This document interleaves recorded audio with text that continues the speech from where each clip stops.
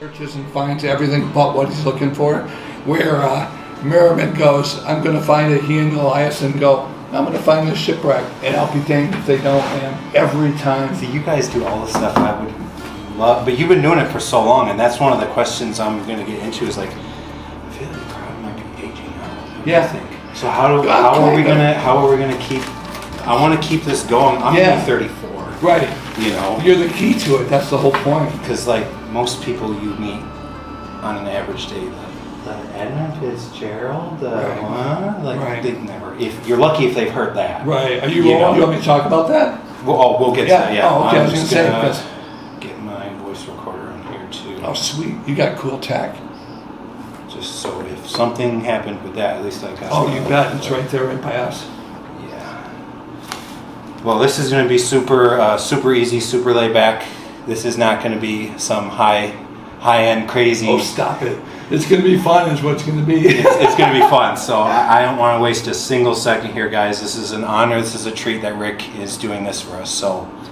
I just want to start off first with introductions for everybody, like how you actually almost sort of my drink out of the way. Smart move. So how did you get into all of this? Right? Just brief, like what did you? You bet. As a kid, I grew up in Marquette, and I would ride my bike to the ore docks to watch the big freighters load. And as a kid, I remember the storm of the Fitzgerald. It was not the worst storm. We had a blizzard in '78 that buried our trailer. So think about a kid. You know, growing up in a house with two parents, and my aunt moved in a trailer with us, and we had 10 people in there. So I never wanted to be around the house, so I'd get on my bike, ride into Marquette, and we had a routine. Go to Peter White Library, read about shipwrecks, go down to the docks and watch the boats, go to Woolworths and watch Star Trek on every TV at the mall, and then we would go and swim at either Black Rocks or the Quarry on our way back. So that was our routine, and that's why my leg muscles were like this, because I could do 10 speed up the ski hill on the way back by the end of the summer. How old were you at that time? 14. I did my first 100-mile bike tour with my bike and no water at age 16.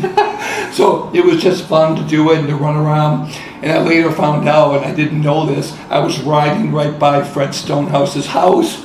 He was right at the Four Corners. Now, not that I wanted to bother him, but he was my hero, you know. And I wish I would have known him then. I didn't meet him until I started working in Flint. But the shipwreck thing didn't take off huge until I became a television reporter. So I started in radio when I was 16. Okay. I did a stunt about a Captain Macho Hero that saved the day. Yeah. And the station was like, come in and talk to us. And they hired me on the spot.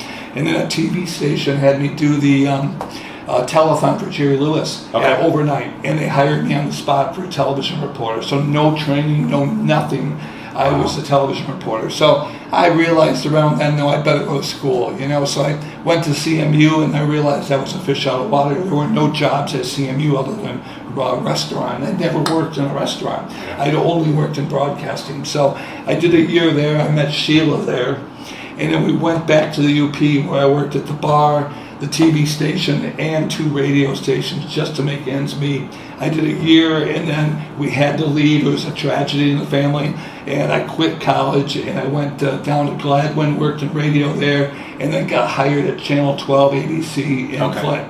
And that's what really got it. So move fast forward to the Jupiter explosion.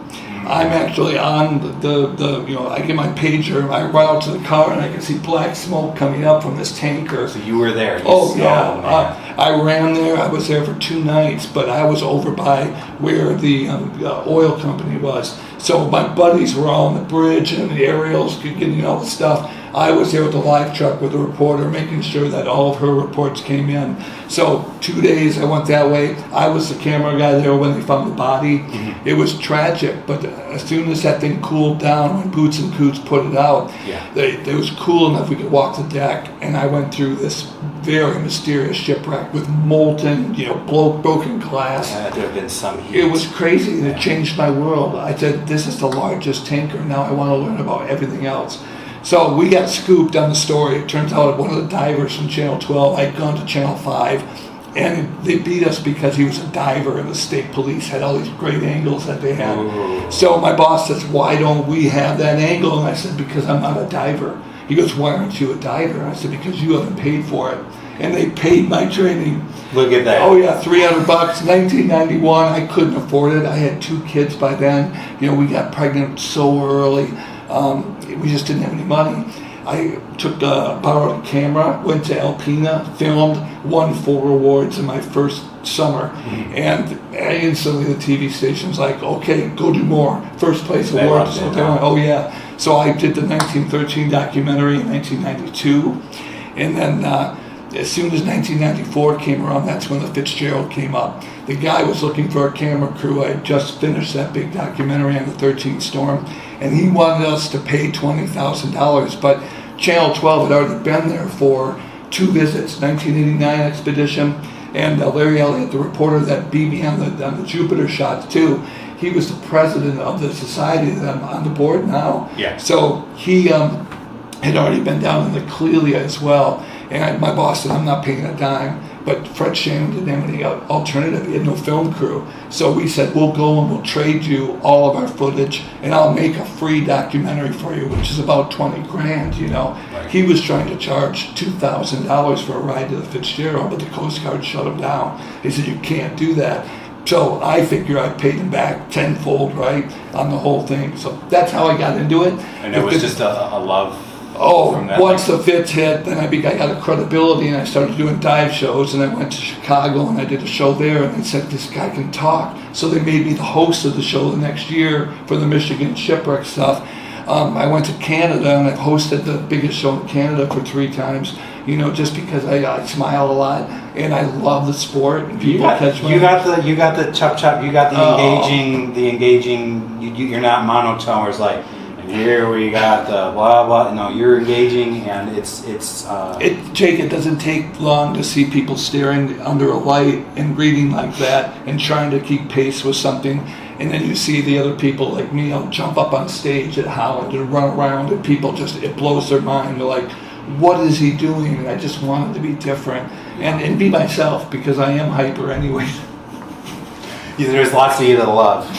That's a perfect introduction, because I was going to say because I'm sure once you went from the Fitz, well, here's this one, and here's this one, and here's this, like, so how far back can we look, that maritime on the Great Lakes, and then kind of when did the freighters that we know, I know they were wooden first, and then they were schooners before that, but how far back, I guess? You can go back thousands of years, because if you even look at the pictographs that are like in Agua, where we see the native peoples wrote about Misapishu, the underwater god that would destroy ships, you know, not ships, but canoes. Yeah. They feared the winds, the northeast and the northwest winds. So those stories are the first kind of maritime ones we get.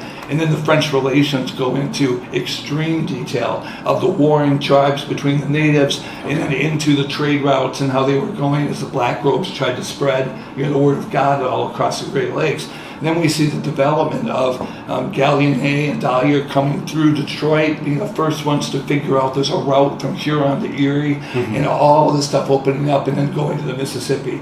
And that leads to LaSalle. 1679, builds a ship.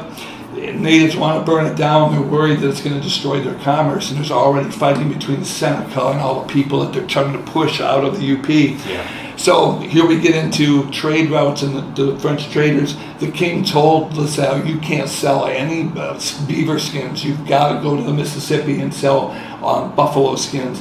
But he was out of money, so he cheated. And he went and he took and brought an advance team that went up, but half of them abandoned and went to the Sioux. And that's when he sent Tonti north to do that. So all these stories tie together into this first ship that becomes the first commercial vessel on the lakes. And once that sinks on its way to go back to Montreal illegally with these furs, we wait 100 years before another ship comes on the lakes. And that's when the fur companies invest, and then John Jacob Astor starts building ships on Superior to bring these furs in, to bring this multi-million-dollar. Are we getting closer to, like, at the Knickerbocker? What was the one that everybody wants to find? What's it called? It's the wooden schooner one that's super popular. It's not the Alpena that we just covered, or the I think it's sunk in Lake Ontario or Lake Erie. I know what one it is. I'm trying to think what it is. Maybe I'll talk as I get into it, but it's a famous shipwreck that everyone's like, oh, it was some French ship that everybody wants to find right now that just... Well, the Griffin on Lake Michigan. Griffin, that's it. Yeah, Griffin. The Griffin on Lake Michigan is the one that left somewhere in northern Green Bay. That's where LaSalle loaded it full of furs and told Luke the pilot, take them back to Montreal. Now, when it didn't show and he went all the way to the bottom of the lake, he realized that the ship wasn't coming back, and Tonti finally caught up to him, and LaSalle thought the guy ripped him off. He thought that he stole his furs, but they also knew there was a 3-day storm right after the Griffin left. Okay. So I think it sank between probably maybe Summer Island, but more likely Washington Island, and Epiphay or Sheshwa Point is probably as far as they made it, depending on the speed of the ship. Right. Liebert keeps telling people that it sank around the island at summer, but the truth is they would have made way more distance than that before that big storm hit. Hennepin wrote very eloquently about the canoes being beached and how they ate a porcupine. So we know it took a couple days to do that. So, but the sad part is, wreckage came ashore at Mackinac Island, and it led into all these, fake stories about the Griffin. But 100 years before we saw another ship on the lakes. Really? And that's that special that Valerie did where they were looking for the cannons. If they found the cannons. Oh yeah, yeah, and that line really came from me because I went to Austin. LaSalle goes all the way down to Mississippi. He's not afraid. When Marquette and Joliet go down, they're worried about the Spanish killing them, so they turn around at Arkansas. They never get to the mouth. So LaSalle goes all the way down to Mississippi, gets there, calls at Louisiana after King Louis XIV, sails back to France, and he gives them 3 ships and brings them back. Wow. All of them sink. He loses the bell, which they just found and they brought up, and there's over 2 million artifacts on it. And it's almost within 4 years of what the Griffin looked like. Right. So they freeze-dried it, they brought it to Austin, and I am very lucky to walk in there with a camera, and the guy that actually dug it out was there. Yeah. So it's an incredible find. We know what we're looking for. The cannons are there, the emblems are there, that you can tell it's a certain year. We'll find the Griffin. It's just a matter of time. Oh yeah, it's going to be the metal from the wreck though. I don't think you'll see a Griffin, or anything like that. There's still debate on whether there is one. That's almost like the Western Reserve that we just found not that long ago. Reserve's a big one, but Griffin is the queen of queens. That's the first real upper Great Lakes, and they also lost the Frontenac on Lake Ontario, and that would be technically the first. So the first 2 commercial vessels are still missing. Right. So you really don't know. I bet that will be a day. I can't wait. That's going to be a day. Well, that's perfect because, so is it around like I think, is it the Western times or 1880s when we start seeing the Laker freighters that we know now? Is that kind of when we started moving into that? All of our schooners come in to get them into Lake Superior. They've got to push them downtown in the Soo until the Soo locks open in 1855, and then it becomes now 40 minutes to raise and lower the ships to get them through for copper and eventually wheat that would come out of there. Whitefish was a big commodity too. So it opens all this commerce up, and then iron ore is discovered, and it just revolutionizes it. 80% of the ore for the United States came out of Minnesota, Negaunee, out of the Marquette docks, out of the docks that were in Minnesota and Superior. So all of that really changed, and we see the development of the schooner go to the steamer. And the steamer had its own problems, especially for passenger trade. A lot of fires, a lot of problems with combustibles, and we see a lot of damage that way. About hundreds of people killed on ships like the Lady Elgin and the Storm, and the big fires that happen on Lake Erie as well, until we really get into the steamboat inspectors, who start to revolutionize yearly inspections and start to hold those people right to keeping that thing safe. Boiler explosions that kill people as well. Man. We'll get to that, because that's one thing I'm just like, one after the other. Like, when did people start catching, like, hey, something's got to change, because it's like people are expendable at this point? Like, I don't think they're expendable. And think about it, it's a family investment for a lot of it. It's a company investment. Families are lineages of captains that come into, so it's expensive to do it. So they do their best. But innovations sometimes aren't good, like the canaler with a raisable centerboard so that they could go through the locks. People worried that it was a bad design, and it sank a lot of canalers too. And then by 1869, we start seeing that traditional Great Lakes ship. Right. So you get a forward section where the captain, the watchman, the wheelman, and all the mates are. And then the aft section has all of the cooks and all the engineers and the oilers. And then everything in the middle is all designed for those ore docks. So perfectly designed to pull in, the spouts come down, fill it up in a couple of hours and go. And they're gone. You bet. And every ship is changed by the R.J. Hackett in 1869 because that's the design. And then we see the innovation of the self-unloader, the hennepin, where they put a conveyor belt in. Oh, yeah. And that makes it now where they can unload it anywhere they want. And we see these cargoes just really start to change around the Great Lakes. And the ships, get into the thousands of ships and lots of different companies. And then the big companies move in and become just a few companies that run it.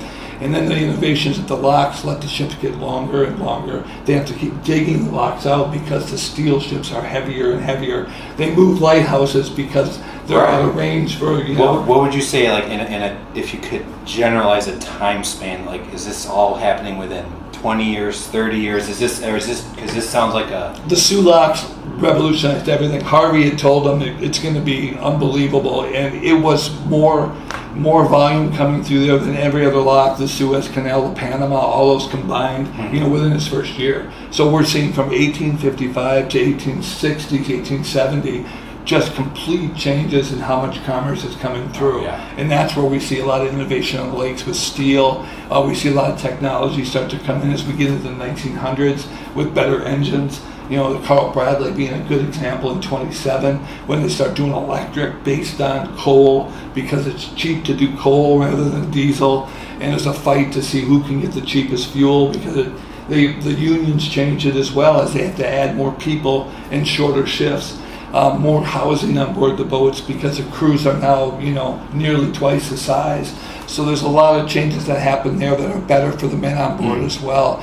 And that all leads up to the Fitzgerald and eventually to the 1,000-footers, where now we see a fall off on the fleet because these 1,000-foot ships can carry everything. So there's 12 ships. American Spirit. Oh, yeah. Stuart J. Corwett, that was the first one. Oh, right? yeah. Well, one of the ugliest boats on the Great Lakes.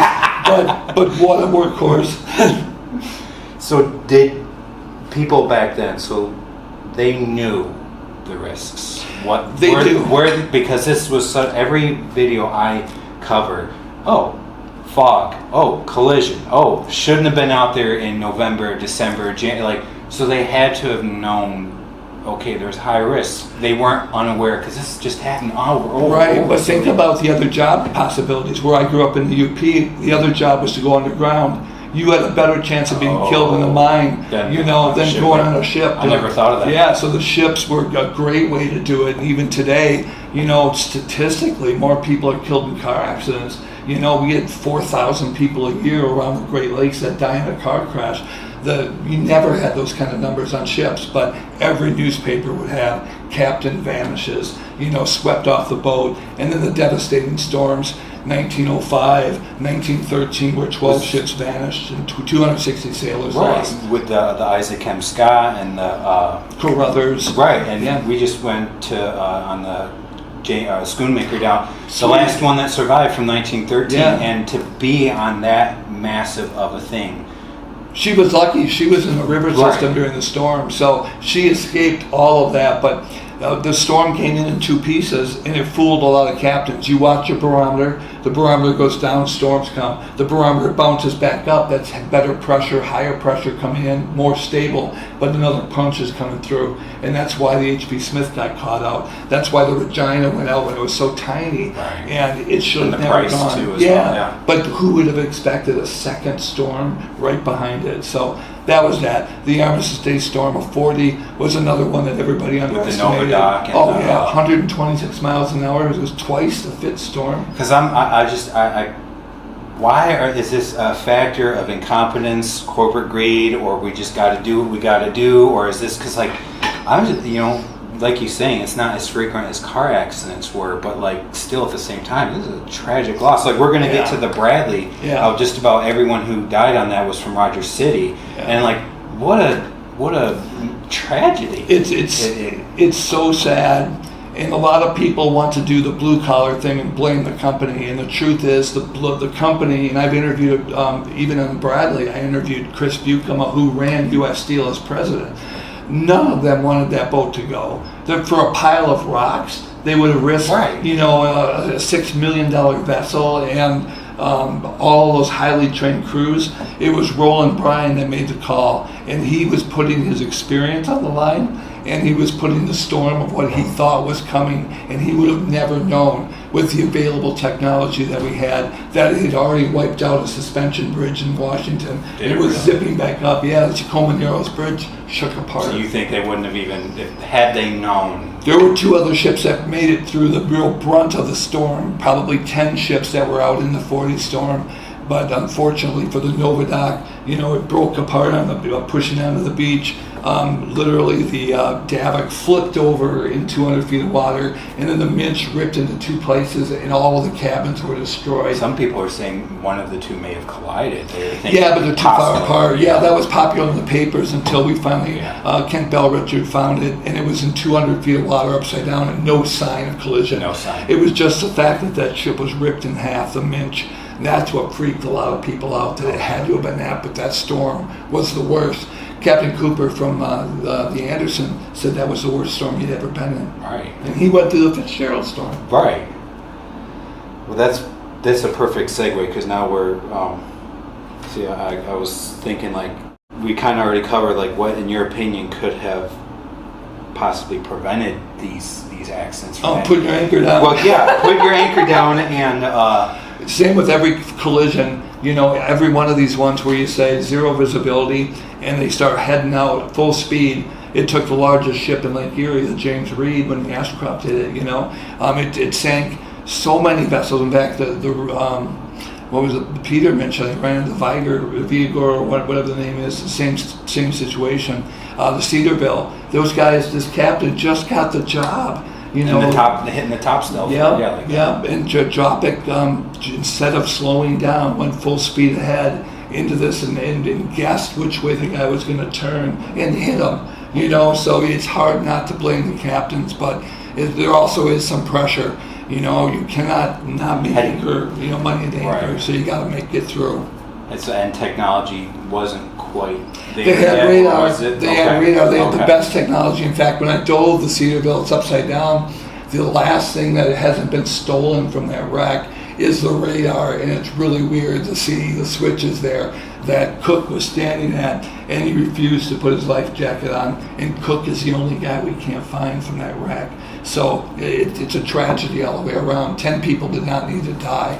All they had to do was park that ship and, you know, wait for rescue. That's a perfect segue, because, like, I like to keep perspective for the channel, because one of my passions for doing this, it feels similar to yours, but like when we went to Whitefish, and I learned, of course, of the Fitzgerald, and then my favorite is the Kamloops, and just like Alice dying out on Isle War. It's tragic. She's 22, 21, something like that, and she froze to death all by herself. They found the letter in the river the next spring, and I put myself, and that's why for the viewers here, like, my heart, I love the ships, you love the ships, but the people behind is a loss. Every single sailor or every family member, and there's some. I just covered one with the father had the son from a hatch cover that got ripped out at 3 years old. The Frank H. Goodyear. Yeah. I couldn't believe that story of the father and the 3-year-old and the kid. There's a rail car sitting on right, and that's my heart behind this. Is like my perspective is people. So say I do get somebody who's interested in shipwrecks and stuff. I like to lay out the perspective, like, hey, so think about it. It's not just, oh, that's old Whitey in the Kamloops. Like, right. That's somebody. That's a sick twist to the story. I hate every time. I'm sorry, guys. I know a lot of people comment on my channel sometimes or others.